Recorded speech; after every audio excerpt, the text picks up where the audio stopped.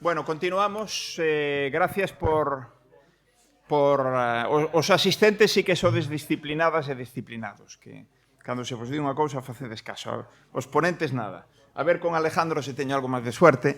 El díxome que sí, que ia incluso a forrar un poquinho de tempo respecto ao que ten establecido, e ese tempo, si é así, o investiremos en todo caso no debate, que seguro que haberá, porque xurden moitas preguntas. A mí mesmo me xurdiron un montón, estou seguro de que a vos tamén. E a xente que nos vai seguindo por online. Bueno, vou presentar a Alejandro.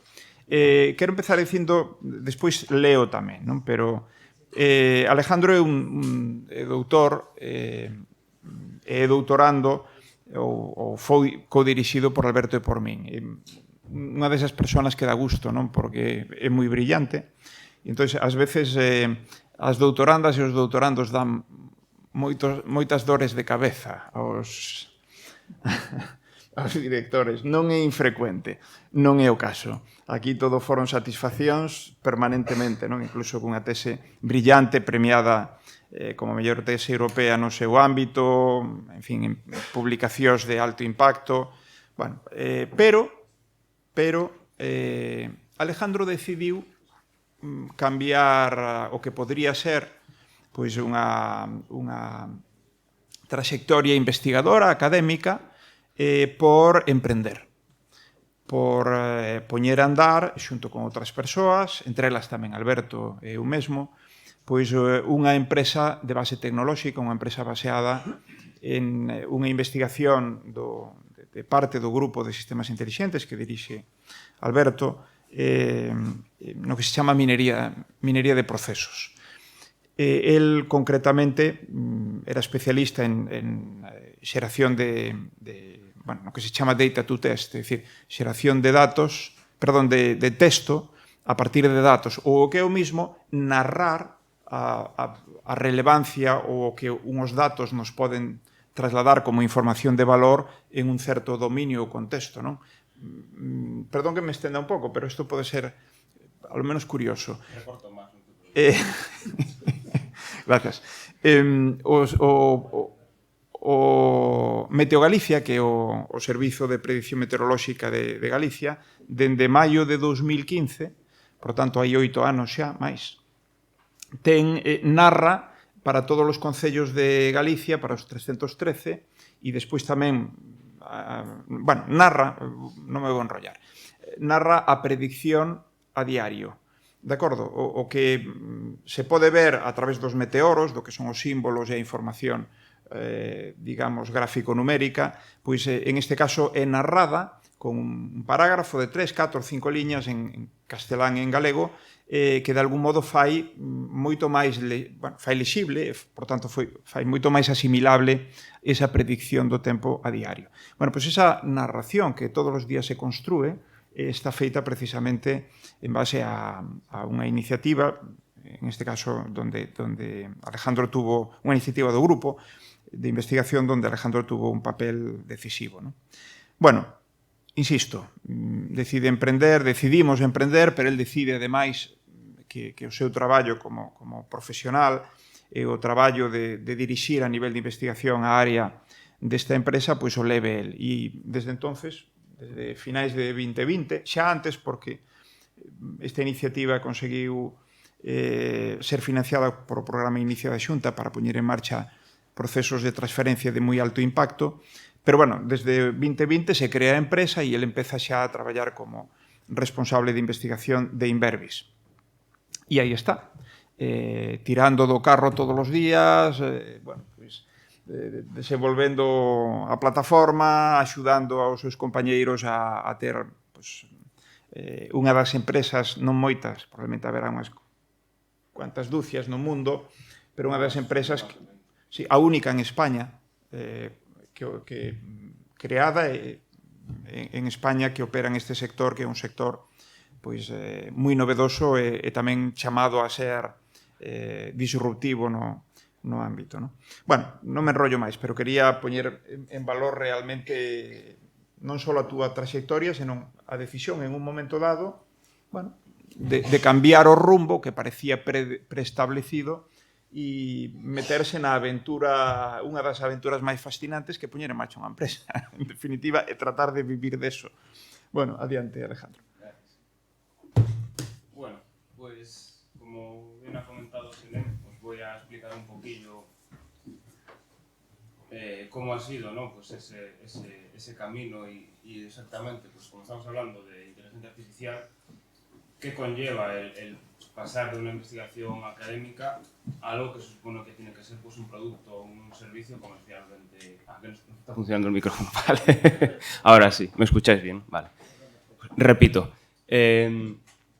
Bueno, pues como os comentaba Senen, os voy a explicar cómo es ese paso, ¿no? Ese cambio de la investigación al mercado, cómo es el llevar una serie de investigaciones, de algoritmos, a lo que puede ser un producto comercialmente viable, qué desafíos conlleva y, bueno, qué tareas, además, pues hay que realizar, ¿no? al respecto. Pero, obviamente, como estamos hablando de inteligencia artificial, pues yo voy a empezar hablando un poco también de inteligencia artificial y de cómo veo yo desde mi punto de vista, pues qué es la inteligencia artificial y bueno, cómo es el marco que yo utilizo pues, para esta presentación, porque como comentó Alberto pues, en su intervención previa, pues la inteligencia artificial se puede conocer de muchas formas, muchas veces podemos sobreentender que cuando hablamos de inteligencia artificial nos referimos a Machine Learning, entonces bueno, hay un montón de cosas que se pueden discutir, se pueden reflexionar y bueno, que dan pie a mucho debate, con lo cual voy a tratar de dejar tiempo precisamente para ese debate, ¿no? Entonces, como decía, pues todo esto está muy sesgado por mi propia experiencia. Hay gente pues, que igual ha emprendido y que ha seguido caminos similares y que ha tenido, pues, le han salido las cosas de forma totalmente distinta, puede poner de forma totalmente distinta, con lo cual yo creo que esto va a estar bien para poder luego debatir lo que consideremos, ¿no? Bien, esencialmente voy a hablar de tres grandes bloques. La inteligencia artificial como base de nuevas soluciones. Luego, qué significa emprender sobre la inteligencia artificial, sobre investigación académica, qué significa el pasar de esa investigación universitaria a lo que es un producto o un servicio basado en esa investigación, ¿no? que se pueda vender, que ese es el objetivo al final. Y luego pues, os comentaré brevemente el caso de la empresa que hemos creado en la universidad como una spin-off y que os acaba de escribir Senen, con lo cual pues, me ha ahorrado pues, parte del trabajo ya, con lo cual yo se lo agradezco. Y por último, nada, unas reflexiones finales pues, muy rápidas. Entonces, voy a empezar siendo un poquito, quizá, no sé si disruptivo o tratando pues, de crear un poquito de reflexión, pero si nos ponemos del punto de vista de lo que es el mercado o, en fin, las herramientas, el software que integra inteligencia artificial, a mí personalmente a veces me queda la sensación de que la inteligencia artificial no es más que una expresión que sirve para vender más, como podéis ver aquí. No sé cuántos de vosotros podéis estar de acuerdo o no, pero muchas veces, y esto también es una percepción bueno, que llevo digamos, interiorizando desde hace mucho, de forma previa a haber emprendido, ¿no? De forma previa a trabajar en... Voy a dejarme esto un poco, creo que está... Vale. O incluso, pues como comentaba antes, más que una expresión carente de contenido, ¿no? Como aparece ahí, pues podríamos decir hasta que incluso podría ser pues, simplemente una referencia, ¿no? Para los informáticos, un puntero que apunta a la última técnica que acaba de salir y que es rompedora y que, bueno, la gente, digamos, en sus casas o que ve los periódicos o las noticias, pues entiende que esa técnica es la inteligencia artificial. Pero obviamente yo no voy a dar esta visión o no voy a partir de esta visión, sino que voy a partir de esta otra visión. Y es bueno, una visión también personal, pero creo que se alinea bastante con lo que ha descrito Alberto, ¿no? Y bueno, esta sí que la tengo que leer porque creo que tiene, digamos, mucha enjundia y hay que explicarlo un poquito. Pero tal y como la veo yo, para mí la inteligencia artificial es un conjunto de métodos computacionales, interdisciplinares, que lo que hacen es convertir una entrada de información, datos, en una salida que ha de aportar algún tipo de valor al usuario y que y cuya forma de operar pues, es similar o se inspira de algún modo en la inteligencia que podemos encontrar en la naturaleza y no tiene por qué ser exclusivamente humana, ¿no? Y creo que más o menos es un poco la idea de inteligencia artificial con la que trabajo yo interiormente, aunque luego podamos ser pues, más o menos estrictos. Por si acaso le he preguntado a ChatGPT y bueno, lo que dice es que más bien esta inteligencia proviene o debería ser humana, pero bueno, parece que más o menos, ¿no? Como si lo tomamos como fuente de validación o para verificar un poco, ¿no? Pues mi propia idea, parece que se alinean bastante. Entonces, claro, nosotros pues, trabajamos en inteligencia artificial, hacemos investigación, contamos con métodos computacionales, algoritmos o incluso, porque esto también hay que decirlo, ¿no? Desarrollamos software en las universidades.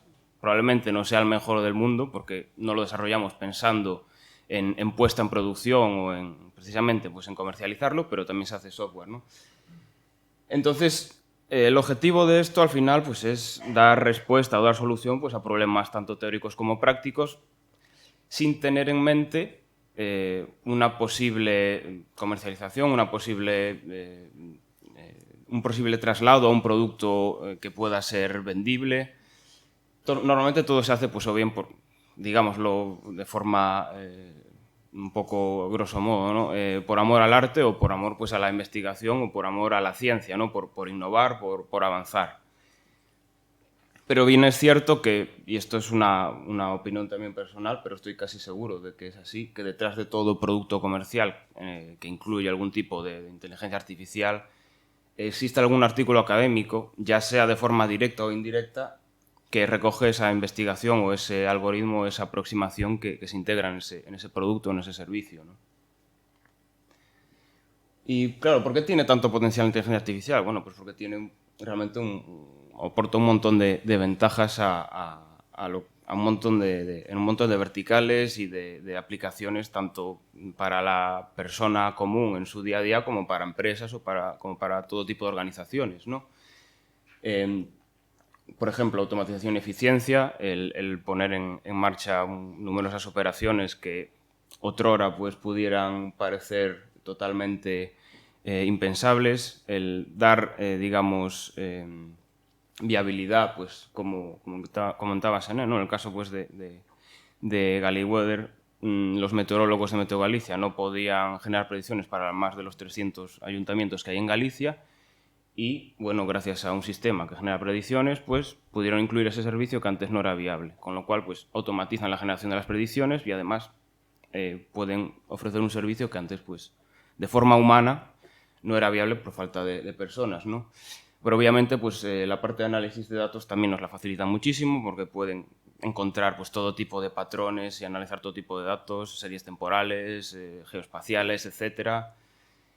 Personalizan en el sentido de que, bueno, todos nos hemos encontrado pues, que Amazon nos recomienda productos, que en Netflix nos recomiendan series, toda una serie de recomendaciones que nos permite la inteligencia artificial. Y luego, pues, obviamente, está la parte de innovación, que es que no solo tenemos una serie de algoritmos y ya está, sino que van apareciendo algoritmos nuevos, van apareciendo mejoras, se va innovando en ese aspecto. Y bueno, pues aparecen cosas como ChatGPT, ¿no? que ya hemos hablado bastante en esta tarde de él. Pero es verdad que aparece cada vez tecnología más disruptiva y bueno, eso es una consecuencia también pues, de la inteligencia artificial, ¿no? Y gracias a Isabel, que ya introdujo este tema previamente, pues hay una cuestión, es que la mayor parte de estas técnicas de inteligencia artificial al final pueden tener más de un uso, no están o incluso más de un uso del que se había pensado originalmente. Por ejemplo, pues hablamos del reconocimiento de rasgos faciales para desbloquear pues, el móvil con el Face ID de Apple, pero es que también lo usamos precisamente para los filtros de Snapchat o de Instagram, que lo que hacen pues, es precisamente reconocer los rasgos, ¿no? las características de la cara y ponernos encima pues, una lente para pues, simplemente hacer el tonto o parecer, pues, cambiarnos el color de la piel o hacer cualquier tipo, ¿no? de alteración con un fin lúdico al final, por ocio, ¿no? Más cuestiones que nos brinda la inteligencia artificial? No, pues obviamente ahorro de costes, en el sentido de que al poder tener tantos esos algoritmos desplegados, funcionando, digamos que computacionalmente, pues nos acaban siendo rentables a nivel de valor-coste. La escalabilidad, porque, y esto en el caso de Machine Learning es perfectamente aplicable, tenemos un modelo, pero si necesitamos dar servicio a un montón de personas, ese modelo lo podemos ejecutar en un montón de réplicas, ¿no? Desplegadas en la nube, y eso nos va precisamente pues, a permitir ejecutar ese algoritmo que computacionalmente puede ser más o menos intensivo, pero nos lo va a permitir ejecutar de forma mucho más escalable. Adaptabilidad en el sentido de que, por ejemplo, con las redes neuronales, otro tipo de aprendizaje automático, al final, cuantos más datos vayamos introduciendo, vayamos actualizando los modelos con datos nuevos, pues esos modelos inevitablemente se van a adaptar a las últimas actualizaciones de datos de las que disponemos, ¿no?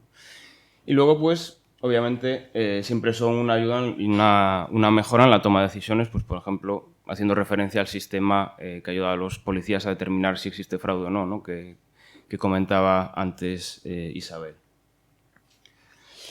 En resumen, respecto a este apartado, pues es comentaros que efectivamente, además de la investigación en IA, pues existe un camino alternativo que no es simplemente escribir papers o pues hacer méritos para encontrar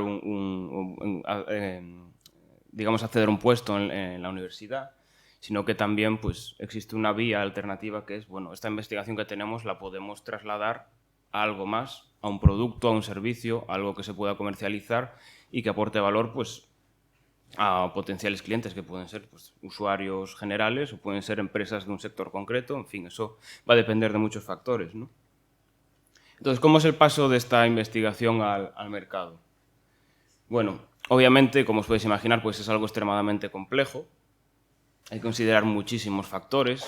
Uno de ellos siempre es la suerte también, estar en el lugar adecuado en el momento adecuado. Eso es así, pero en ese no voy a entrar. Y al final, pues, implica trabajar en varios frentes de forma simultánea. Pero esencialmente lo que tenemos que hacer es convertir la investigación en un producto o un servicio.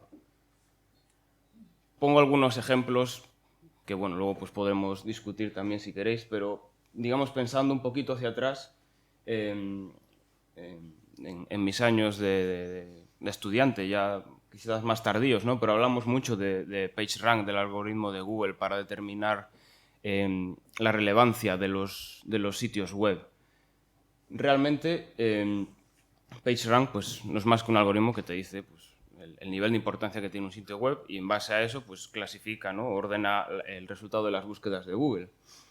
Pero obviamente pues, PageRank es un algoritmo y necesita algo más para funcionar. Necesita, pues, en este caso, ¿no? Pues una interfaz con un cuadro de texto en el que el usuario pues, introduzca la búsqueda que quiere realizar del sitio web. Todo eso necesita una infraestructura para funcionar en este caso en nube, con lo cual, en el fondo PageRank pues, podemos decir que no es más que un paper con una implementación, pero que ha necesitado pues, toda una serie de desarrollos más o menos simples, más o menos complejos, para poder funcionar o para poder llegar al usuario final, ¿no? No es simplemente que tengamos el algoritmo y el algoritmo ya hace la magia sola y ya nos da el valor a los usuarios de Google directamente. Pero quizá un ejemplo más claro pues es obviamente el que no podía faltar, es ChatGPT. Dentro de ChatGPT pues, hay un modelo de Machine Learning muy sofisticado. El último es GPT-4, pero como comentábamos en las charlas anteriores, pues ha habido modelos previos y esos modelos pues, se han ido sustituyendo unos por otros hasta que realmente pues, han tenido un rendimiento que realmente es bueno, ¿no? Pero claro, ChatGPT pues, al final es un producto que utiliza ese modelo por debajo y es un producto que, bueno, consta o, digamos, incluye lo que es un chatbot que permite al usuario interaccionar. Podemos argumentar que es algo sencillo, que no es, digamos, un software o un producto aparentemente complejo porque el usuario interactúa con texto o con la herramienta, pero en el fondo es un servicio desplegado en nube que tiene que dar servicio a un montón de usuarios, que tiene que gestionar y facturar a todos esos usuarios. De hecho, pues, ChatGPT usa Stripe, que es una herramienta pues, muy utilizada por las empresas para gestionar el cobro, la facturación, etcétera. Toda esa parte, digamos, que puede ser tediosa y que tendríamos que implementar en nuestro producto, en nuestro servicio. Y bueno, hay todo un montón de elementos, por no hablar ya de la infraestructura que hace falta para ejecutar pues, ChatGPT, ¿no? Y dar servicio a tantos usuarios, que eso es otro tema, la parte tecnológica, la arquitectura cloud. Entonces, sí, el algoritmo está ahí, pero es que hay mucho más para poder poner en valor ese algoritmo y para poder dar servicio a los usuarios, ¿no? Y luego, bueno, pues tenemos Snapchat, que ya lo comentó Isabel antes.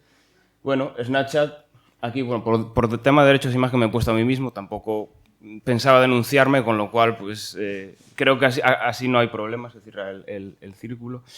Al final tenemos algoritmos dentro que reconocen, pues primero detectan la cara y dentro de la cara detectan pues, los distintos puntos, ¿no? de la cara, crean una malla 3D y todo eso es lo que permite que apliquen esos filtros.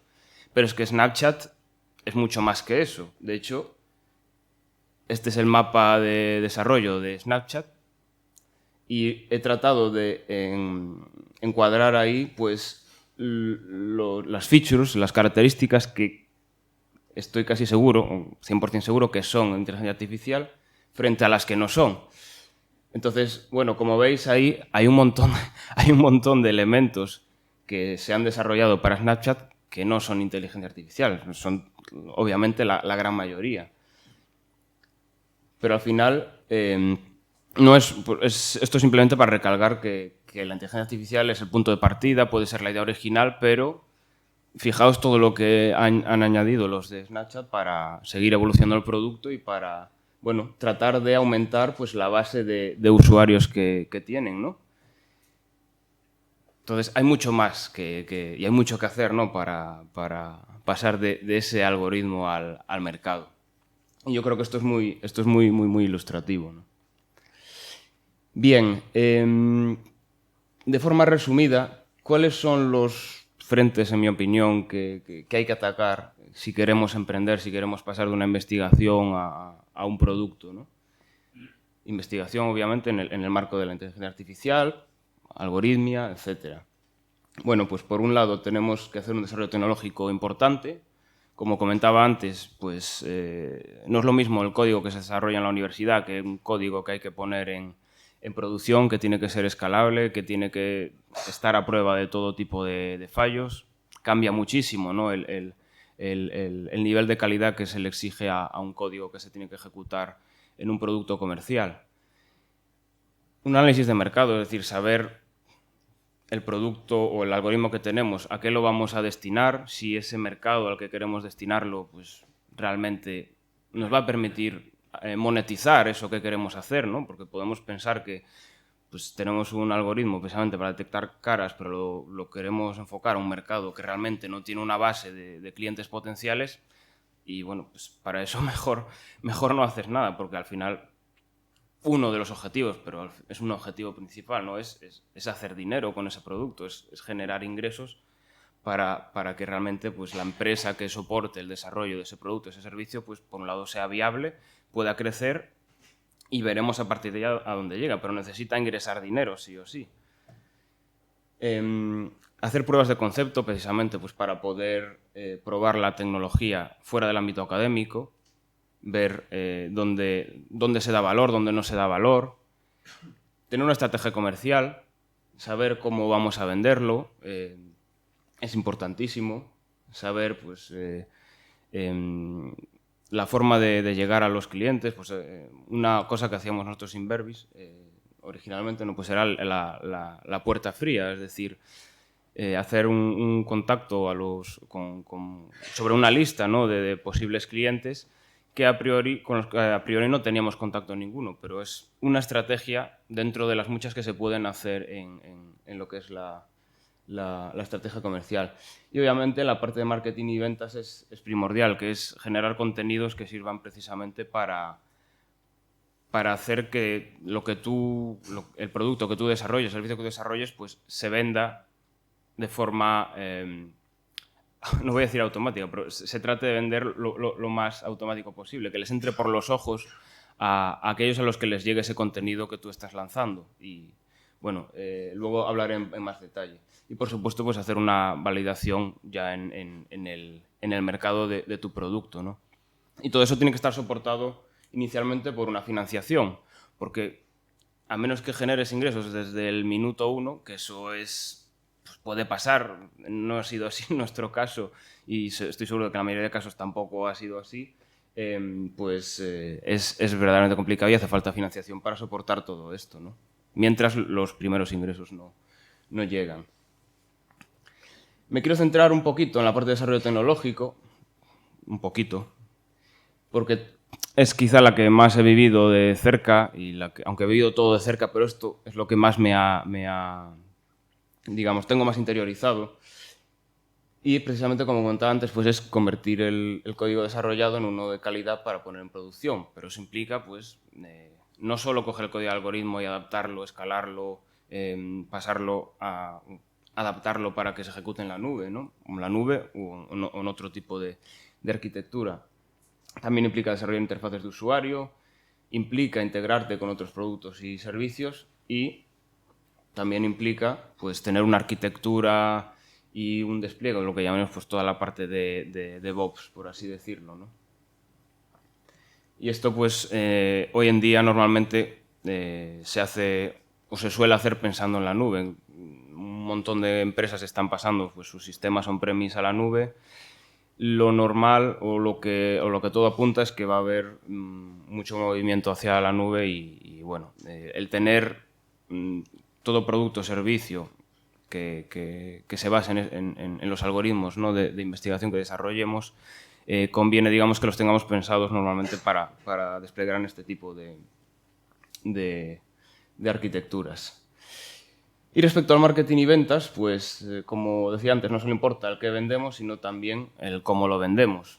Y para ello, pues bueno, tenemos que hacer varias cosas. Por ejemplo, tener una marca con cierta entidad, ¿no? Tener un nombre distinguible, un logo, unas guías de diseño. Es decir, que cuando vean unos colores, vean, por ejemplo, pues nosotros cuando vemos un anuncio de Apple o vemos pues la página de Google, conocemos bastante la tipografía, los colores que utilizan, lo tenemos asociado, ¿no? Entonces, una parte importante es precisamente crear esa marca, ¿no? Con la que la gente se pueda familiarizar y que resulte más sencillo pues, identificarla. Luego, como comentaba antes, pues en marketing hay que tener una estrategia, es decir, generar contenido, newsletters, publicaciones en LinkedIn, en Twitter, digámoslo de otra forma más burda, pero hacer ruido. Y también, bueno, hacer partnerships con otras empresas, pues alianzas estratégicas a nivel de poder publicitarlas también. Y eso, pues, hombre, si firmas un partnership con Microsoft, pues, o con Apple o con Google, pues lo publicitas y eso, pues, a la gente que podría comprar tu producto o servicio, pues, le va a entrar por los ojos también. Bueno, pues respecto a la parte de ventas, pues obviamente hay que tener un equipo que te venda ese producto que tú desarrollas. Idealmente que tenga experiencia, porque vender no es nada fácil, es muy complicado. Y además, pues ese equipo de ventas se tiene que apoyar en recursos que le tienes que proporcionar como demos, versiones de prueba, que ellos puedan demostrar a los potenciales clientes. Y ahora, bueno, pues os voy a contar brevemente el caso de Inverbis. No sé qué tal voy de tiempo, pero... Vale, pues voy a acabar, sí. Vale. 4 minutos, perfecto. Bien, en Inverbis, como contaba Senem, pues es una spin-off de la Universidad de Santiago de Compostela, que, digamos, incubamos en el CITIUS y que proviene de, originalmente, 2 líneas de investigación. Una es la minería de procesos, y otra es la de Data Tutens, que es en la que trabajaba yo. Bien, podríamos decir, así grosso modo, que Inverbis Analytics pues, empezó a gestar a nivel de investigación a principios de década 2010, con estas 2 líneas de investigación paralelas. La idea de emprendimiento la tuvimos más o menos en 2016 aproximadamente, que nos presentamos al primer programa de Ignicia.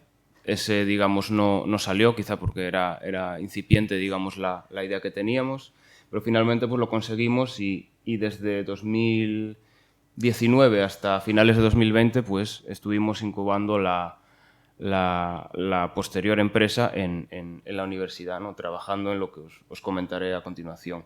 A partir de ahí, pues la empresa desde diciembre de 2020 pues, lleva ya casi 3 años y bueno, lo que hemos estado trabajando es en conseguir tener ese producto, ¿no? Que podamos comercializar y bueno, ahora os contaré pues, un poco qué es lo que hemos hecho y cómo estamos, ¿no? Bien, para que veáis un poco de dónde viene, y al final es el objeto de esta charla, minería de procesos es una disciplina académica que investiga algoritmos, modelos de datos que permiten obtener información sobre el comportamiento de los procesos. Lo que hacen esencialmente, por simplificar mucho, pues es coger datos de eventos, de procesos, logs, y revelar cuál ha sido el comportamiento de ese proceso y cuáles son los distintos caminos de ejecución que se han seguido, y sobre ello pues, se le asignan distintas métricas para poder medir el rendimiento a nivel pues, de tiempos, frecuencias de ejecución y además asociado pues, con otro tipo de atributos que puedan ir relacionados con el proceso, como pueden ser pues, proveedores, departamentos, costes, etc. Entonces, en base a todo ello, pues, hay toda una serie de algoritmos y de modelos que lo que permiten es sacar ese tipo de información. Como comentaba antes, pues esto es inteligencia artificial. Bueno, a nivel académico pues se considera así y como comentaba Alberto antes, pues la inteligencia artificial tiene muchas ramas, esta es una de ellas, igual que lo es pues el data to text, que es precisamente la generación de texto a partir de datos. La idea original era mezclar estas dos líneas y que la minería de procesos sea, digamos, alimentar al data to text para poder generar informes, que eso es algo que, bueno, pues de momento lo hemos dejado aparcado, pero ahora con la aparición de ChatGPT y los LLMs, pues parece que es el momento ideal, porque en aquel momento parecía que esto no tenía mucho tirón cuando lo vendimos, ¿no? Entonces, Inverbis, originalmente, ¿en qué trabajamos durante la etapa de incubación? Pues coger esos algoritmos de minería de procesos que descubren el proceso, detectan patrones, hacen toda una serie de elementos y tratar pues, de convertirlos en un código, en una plataforma que se pueda utilizar, que se pueda llamar a través de APIs, que tenga una interfaz de usuario. En definitiva, tratar de convertirlo en un producto. Eso es lo que hicimos durante la etapa de incubación. ¿Y cómo? Bueno, pues a medida que trabajamos con los algoritmos, pues tuvimos que hacer cambios, adaptaciones, nos dimos cuenta incluso de que algunas cosas eran demasiado sofisticadas y las tuvimos que simplificar, con lo cual pues eso nos permitió, por un lado, ahorrar en lo que es la capacidad de computación que necesitábamos y además nos permitió pues dar más valor a los usuarios con menos, porque a veces pues uno se cree que lo que tiene es diferencial y lo es a nivel académico, pero luego al usuario le vas con eso y resulta que no le aporta nada. Entonces, tienes que jugar con eso y, bueno, como decía antes, validar, contrastar, hacer pruebas de concepto, que eso hicimos mucho. Y bien, acabo ya ahora.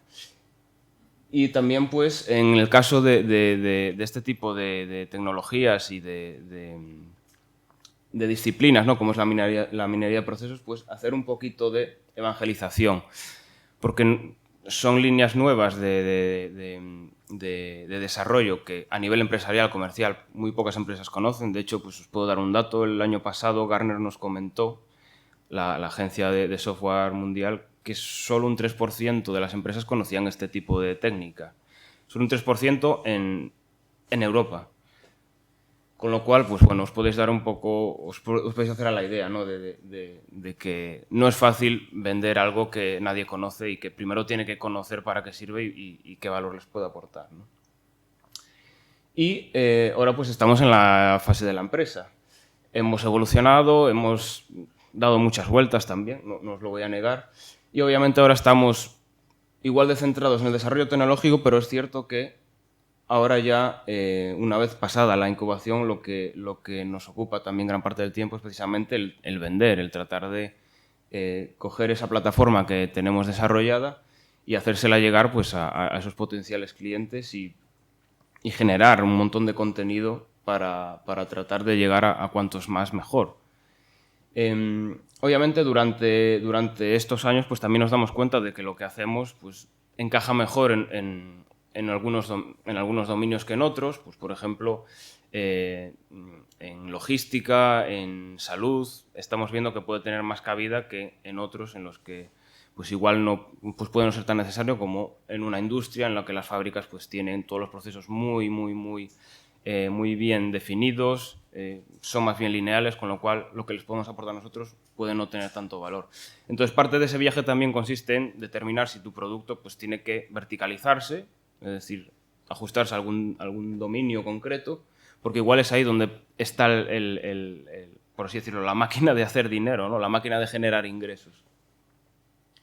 Entonces, bueno, simplemente para acabar, como reflexiones finales, cuando hablamos de ir al mercado no es solo todo lo que reluce. Hay muchas empresas que usan la inteligencia artificial como simplemente un reclamo cuando realmente no la están utilizando. Esto es como todo, con tal de vender, pues a veces se utilizan pues, las palabras de moda para conseguir dinero. Pero bueno, obviamente no es todo así, simplemente es la reflexión con la que quería empezar, pero no es nuestro caso al menos. Pero eso está ahí también y hay que saber. Y es muy difícil discernir o digamos, probar, ¿no?, que una empresa está usando o no está usando IA. Obviamente la investigación en inteligencia artificial tiene un montón de potencial para generar productos y servicios. Eso está fuera de toda duda. Sin embargo, es cierto que disponer de un algoritmo diferencial a nivel académico no asegura un éxito a nivel comercial. Sabéis ahora, y por lo que os he contado, y ya os lo podéis imaginar, que es muy complejo. Y este camino no es lineal, depende de muchísimos factores.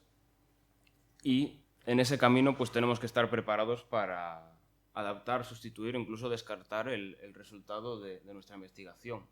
Porque al final lo que queremos hacer es adaptarnos al mercado, ¿no? Y hay que estar preparado para todo, para tomar decisiones difíciles y, bueno, liberarse del orgullo académico que a veces pues, hace que nos peguemos a nuestra querida investigación más de lo debido. Entonces, bueno, eso también forma parte de todo esto. Y ahora sí, pues termino.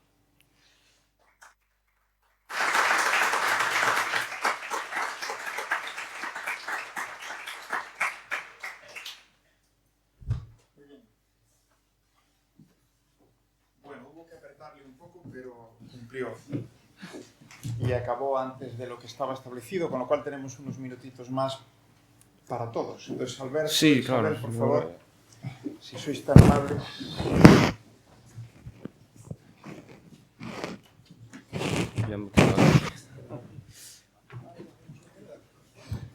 Gracias. Bueno, entonces ahora vamos a proceder del siguiente modo. Yo voy a hacer de moderador, pero son Isabel, Alberto y Alejandro quienes de algún modo tienen que debatir y contestaros a vuestras dudas, preguntas, etc. En todo caso, yo me reservo la oportunidad de poder decir lo que me dé la gana. Y lo haré. Y lo haré porque, bueno, al final, lógicamente, soy uno más y por tanto, creo que es importante que no me excluya completamente del debate si es oportuno que entre en él, ¿no? Creo que lo más operativo, no lo sé, le pregunto a los técnicos de atrás. Quizás si alguien quiere hablar es mejor que venga aquí y haga la pregunta aquí con un micro. Ah, hay micro allí.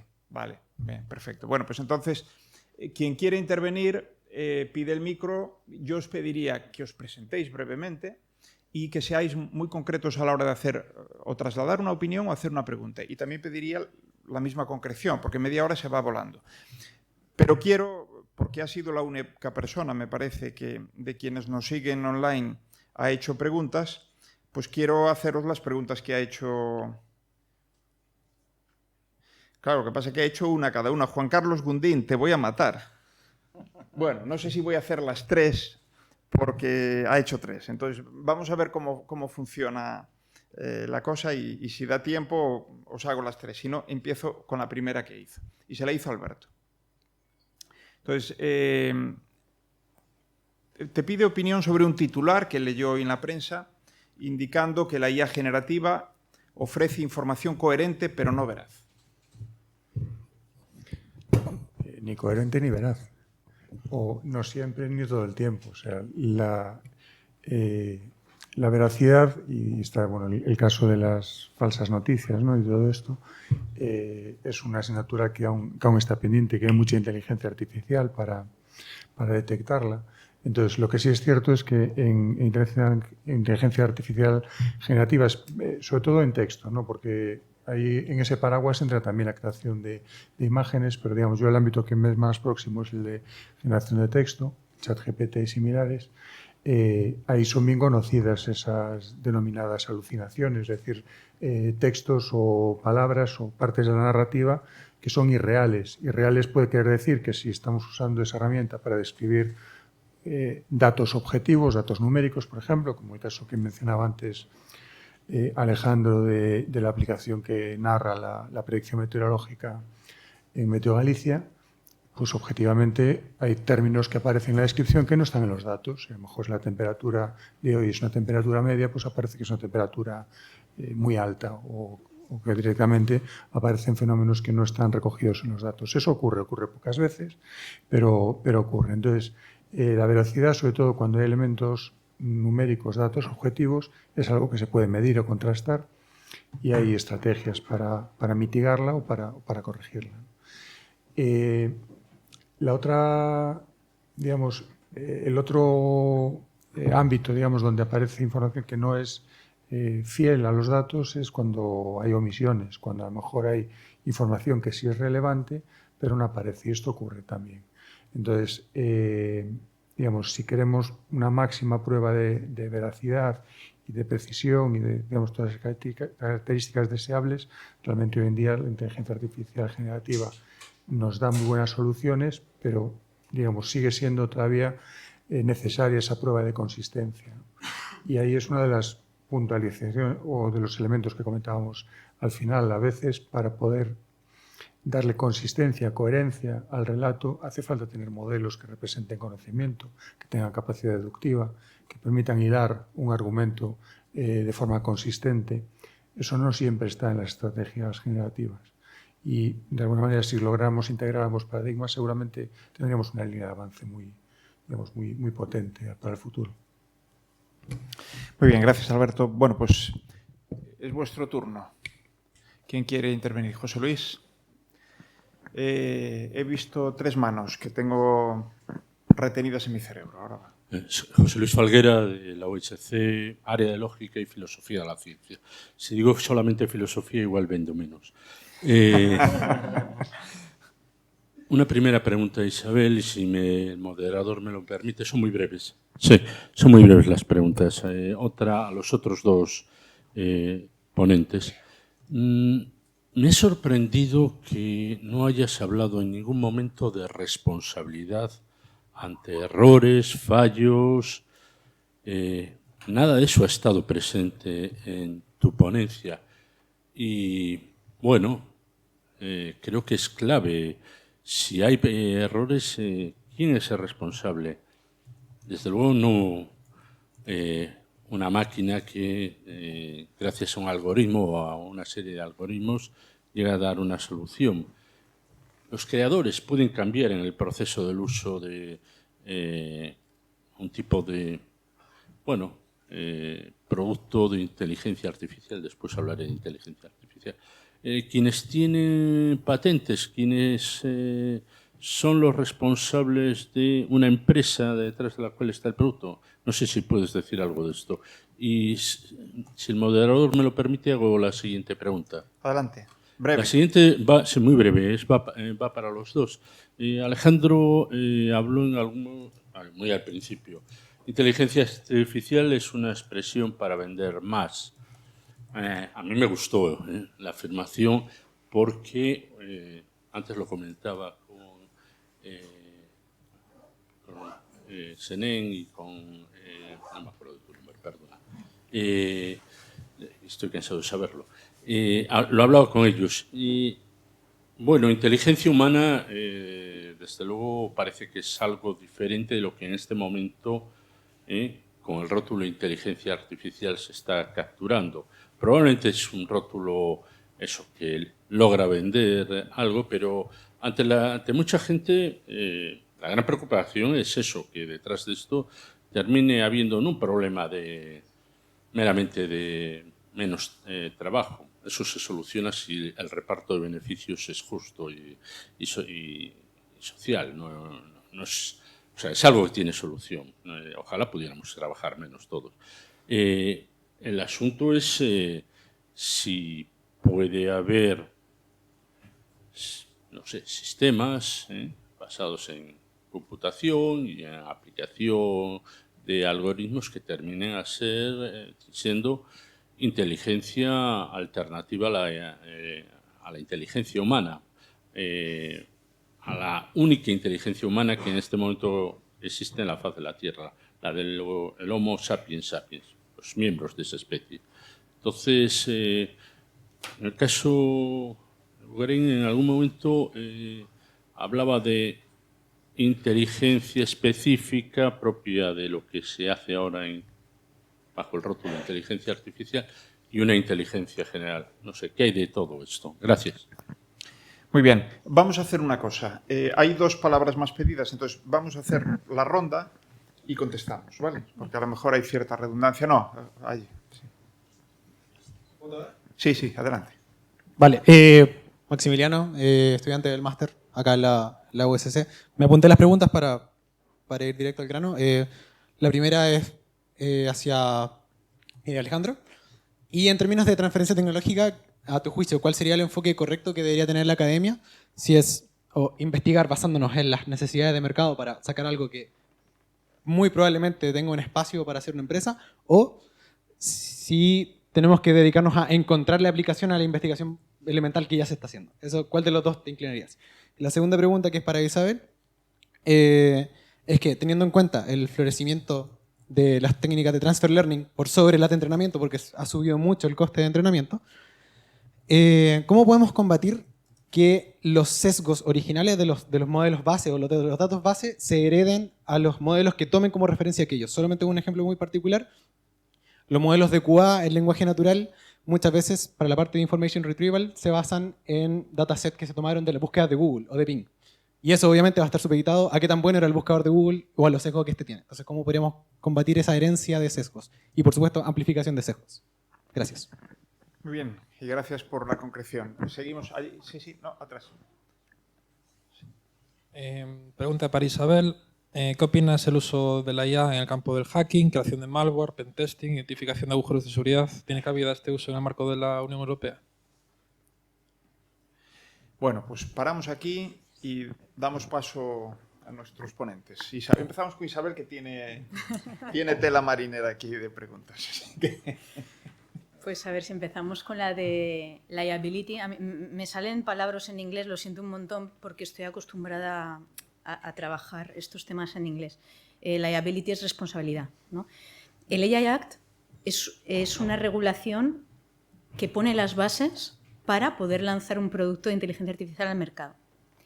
Va a ir acompañado, todavía no está en marcha, de otro acto que se llama el AI Liability Act, donde se van a definir quiénes son los responsables en cada caso. Porque efectivamente no está claro bueno, si falla un coche autónomo, quién es el responsable del accidente. El humano que está dentro, que podría haberlo supervisado, la empresa que lo ha fabricado, en fin. Es un tema muy, muy complejo. Sinceramente, no soy especialista en ese tema. Lo llevan más otros compañeros en la comisión y más gente de legal. Pero lo que es importante transmitir es eso, ¿no? Que el AI Act va a ir acompañado de otro... En verdad es un ecosistema de regulaciones, ¿eh? Hay que verlo como tal, porque luego hay muchísimas otras regulaciones como el DSA y el Digital Services Act, en fin. Pero el AI Act va a ir acompañado del AI Liability Act. Y ahí es donde se determinará la cadena de responsabilidad. ¿Sigo con las siguientes? Sigue. Venga. Luego, Maximiliano, has preguntado sobre el Transfer Learning como metodología para luchar contra la amplificación de los sesgos. No. Lo digo como una fuente de que se... Claro. Sí, el transfer learning, opinión personal. Yo soy totalmente contraria, ¿vale? Al menos de las técnicas que se conocen hasta ahora. También soy totalmente contraria al fine-tuning, ¿no? No sé si estáis familiarizados con estos conceptos. A veces, por ejemplo, en reconocimiento facial se hace mucho. Tengo una gran base de datos de caras, entreno un algoritmo y luego me dejo una capita para entrenarlo para algo que a mí me interesa, que puede ser la detección de si una persona está sonriendo o triste donde tengo menos datos de entrenamiento. Entonces hago fine-tuning aprovechando la red neuronal gorda. Esto tiene un problemón que se llama el catastrophic forgetness, catastrophic forgetting, que no es nada positivo para... Ahora estamos también, junto al AI Liability Act, estamos trabajando también en estándares. Y, por ejemplo, yo que estoy bastante metida en el estándar de biometría, mi recomendación como científica, luego ya veremos si a nivel político la aceptan o no, pero mi recomendación como científica es no permitir ni fine-tuning, ni transfer learning, ni nada de esto. Hasta que se demuestre que hay métodos que son suficientemente buenos. Y luego, ¿qué opino de los riesgos de ciberseguridad y todo esto? Madre mía.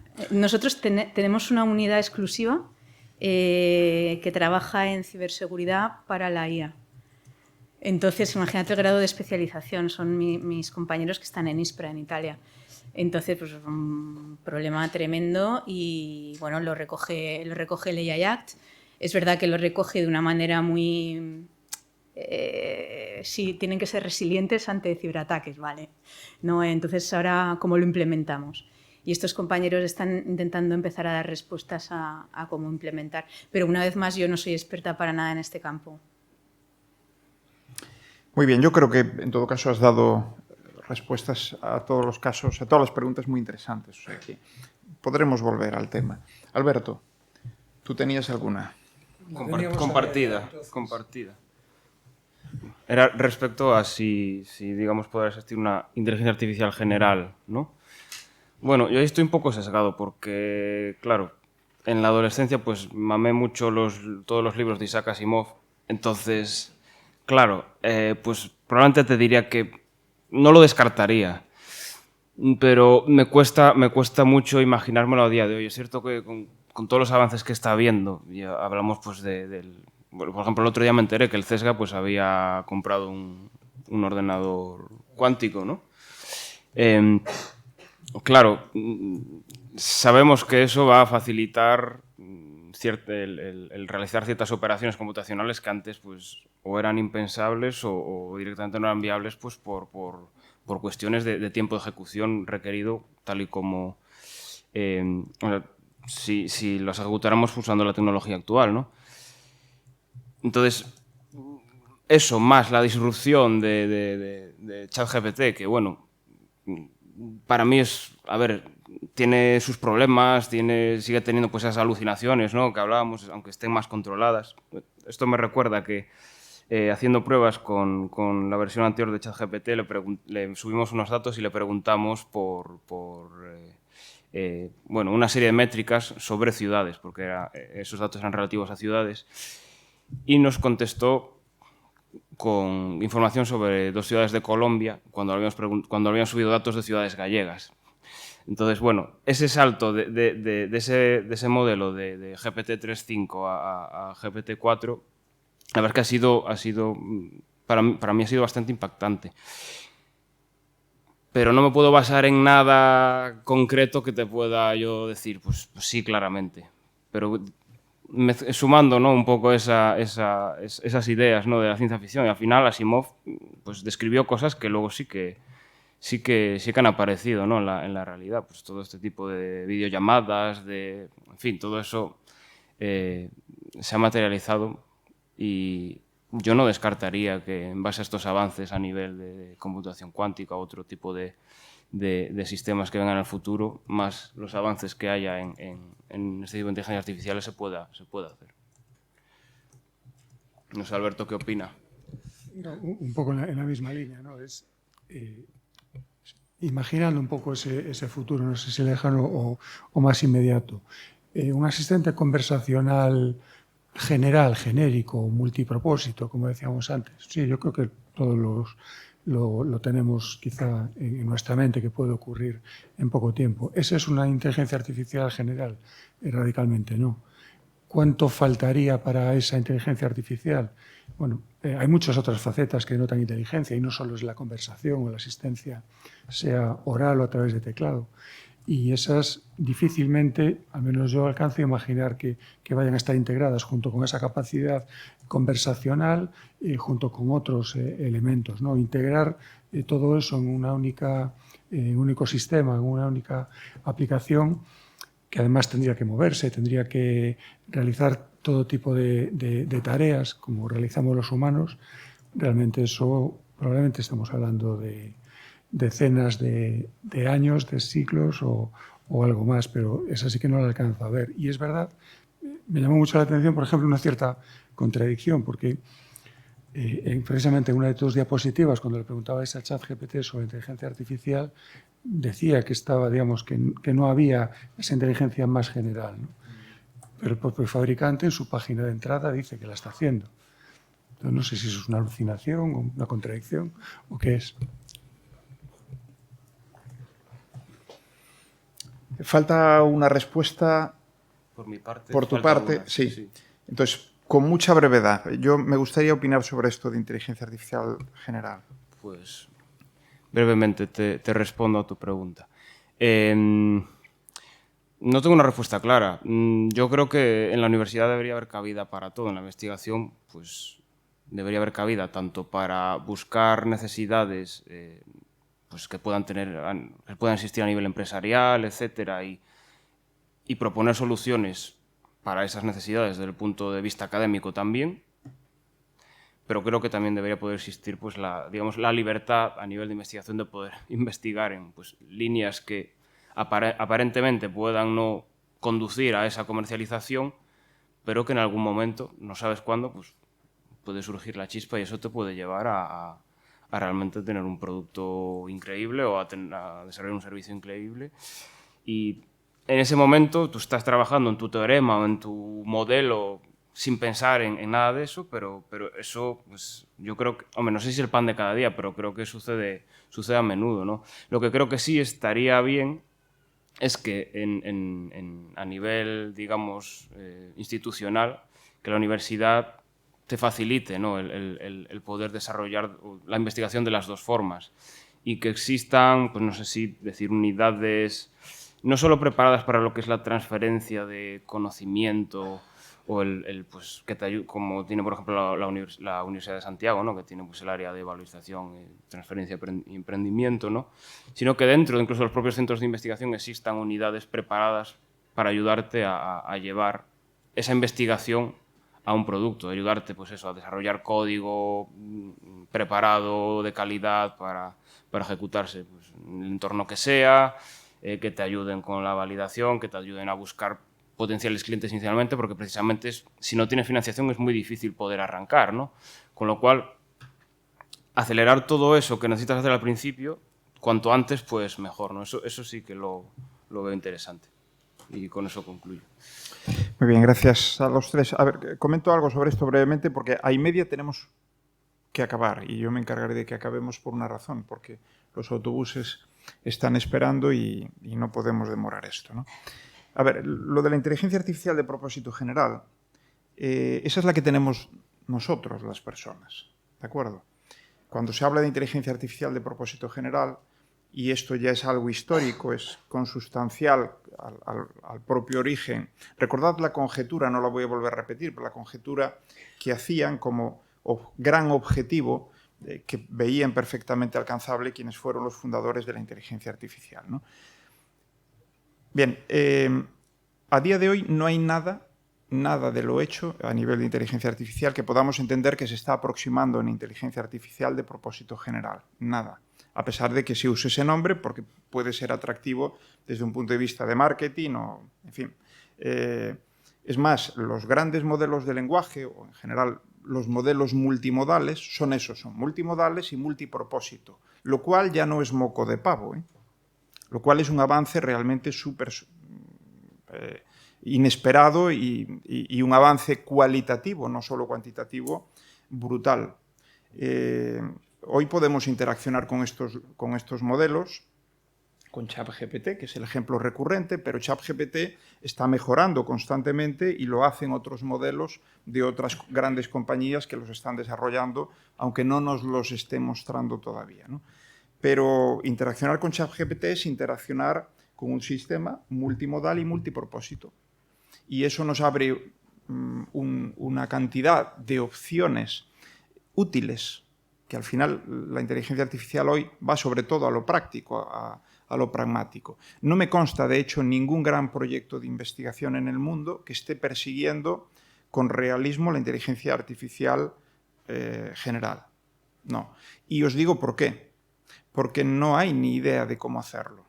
No hay un modelo general de la inteligencia de los seres vivos, particularmente de los seres humanos, de nosotros, y mientras no lo tengamos nos falta una fuente de inspiración que no es la única, probablemente, vía de conseguirlo, pero también es la que nos puede dar más facilidades para hacerlo, ¿no? Fijaros, yo suelo poner un ejemplo cuando explico esto y es, para ir a Marte, personas en un vuelo tripulado, incluso para instalar una base en Marte habitada, sabríamos en cierta medida cómo hacerlo en un horizonte de 10, 15, 20 años. Va a depender mucho de la inversión y esa inversión va a guiar la investigación, la resolución de problemas que todavía son incógnitas y el desarrollo de tecnología que todavía no existe. Pero sabemos. Lo mismo que supo Estados Unidos cuando en la administración Kennedy decidió que quería ir a la Luna llevando a personas, porque tenía que ganarle la carrera espacial a Rusia.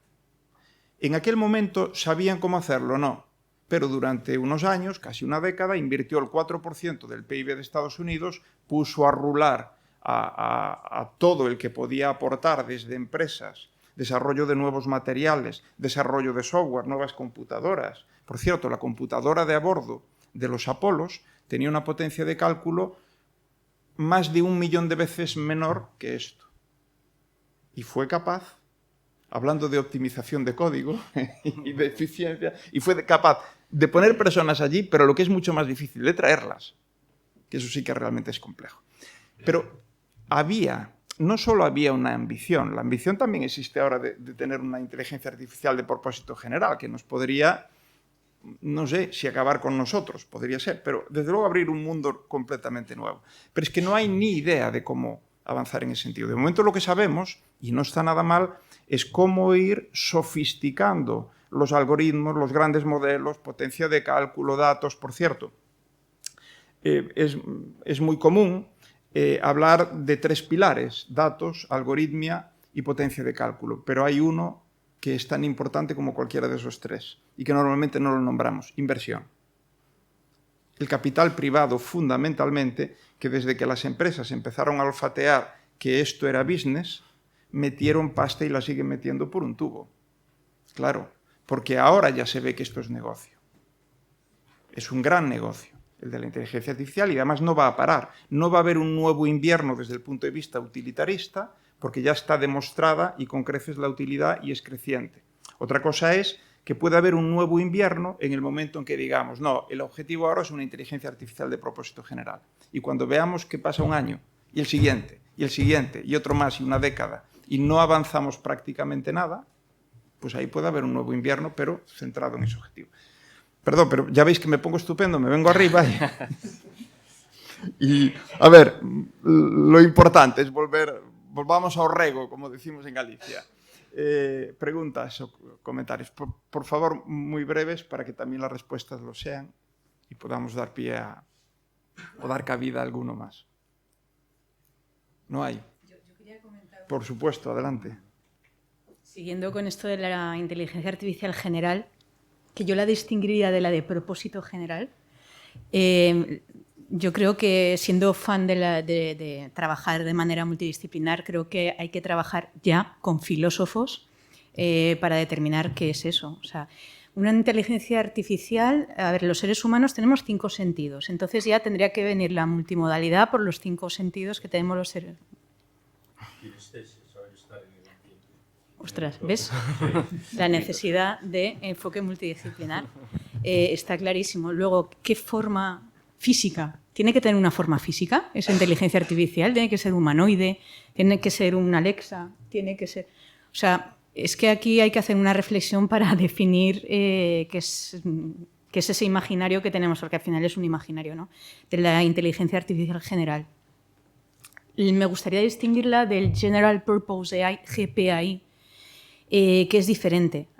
Inteligencia artificial general es AGI, ¿no? Solemos decir General Artificial Intelligence, y la GPAI podría ser lo que os he dicho, ¿no? El algoritmo que os he enseñado yo, que reconoce unos puntitos en la cara y la orientación de tu rostro y alguna cosita más, y que lo puedes usar para 10.000 aplicaciones diferentes, desde desbloquear tu móvil hasta una aplicación de proctoring de estudiantes, pasando por una para investigaciones policiales para detectar si en modo de detector de mentiras o de polígrafo, ¿no?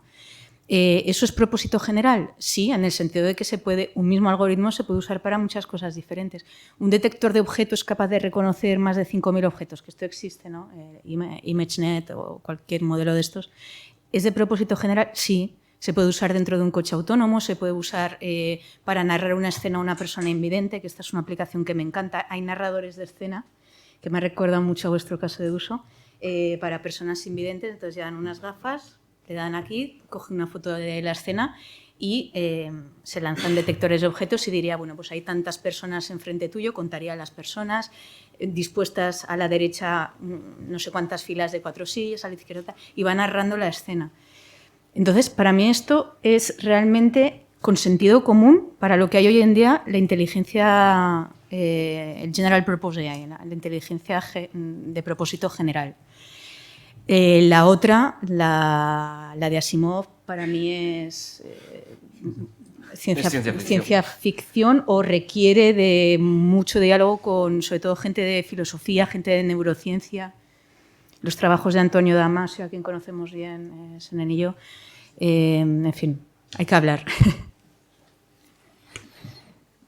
A ver, ¿alguna intervención más? Yo tenía una pregunta también. Quedan 4 minutos, hay que aprovecharlos muy bien. Nos Venga. pregunto yo también. Venga. Tenía una curiosidad, principalmente para Isabel, ¿no? En el tema de las aplicaciones de alto riesgo, esa taxonomía, un detalle que puede ser clave es cómo se decide, ¿no? ¿Quién se declara que una aplicación es de alto riesgo? Hay alguien que evalúa y dice, no, tú eres de alto riesgo, tienes que ir por ahí. Un poco, imagino que la ley no prevé esos elementos, pero podría haber algún mecanismo, algún desarrollo que sí organizase como ese proceso. ¿Hay alguna previsión en ese sentido? Creo que es clave, ¿no? Porque si fuese una autodeclaración de que yo predecido por dónde voy, pues ahí hay una posibilidad de escaparse, ¿no? de ciertos controles. El AI Act está, una vez más, en mi opinión, muy bien pensado en este aspecto, ¿no? Consta de 2 anexos y ahora explicaré por qué están en anexos. Un anexo de regulaciones, regulación de maquinaria, regulación de productos médicos, bueno, en fin, cubre muchísimas regulaciones, y luego hay un anexo con casos de uso particulares que son alto riesgo.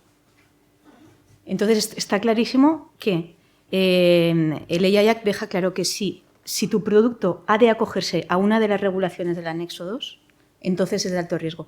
Y si tu producto se usa con el propósito de cualquiera de las cosas enumeradas en el anexo 3, también es de alto riesgo. ¿Por qué se hizo así? Moviendo todo a anexos para poder actualizarlos, claro, y que sea future proof, como decimos nosotros, ¿no? Para, bueno, no sé cómo se diría future proof.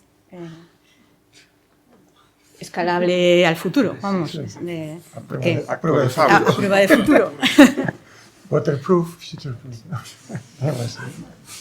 Una preguntilla rápida. Entonces, ¿eso a la empresa qué le supondría o qué le conllevaría hacer? Porque entiendo que tendría que hacer algún tipo de actuación para, pues, no sé, certificar o asegurar frente, no sé quién regularía eso, si el gobierno, o sea, la Administración Pública Nacional o la Unión Europea, es decir, ¿a quién tendría que responder, contra quién tendría que responder la empresa? Eso ya Prefiero no decirlo porque como no estoy segura de la Vale, respuesta vale, sí, y ni no, siquiera no. estoy segura de si la hay todavía, Vale.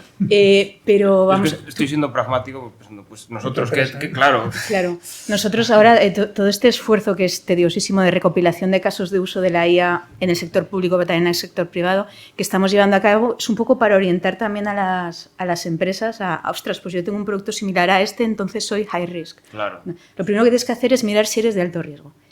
Si no eres de alto riesgo, chimpún, ¿vale? No tienes que hacer nada. Si eres de alto riesgo, tienes que cumplir la regulación. Y la regulación, pues, tienes que cumplir ciertos estándares, pasar certificaciones, etcétera, etcétera.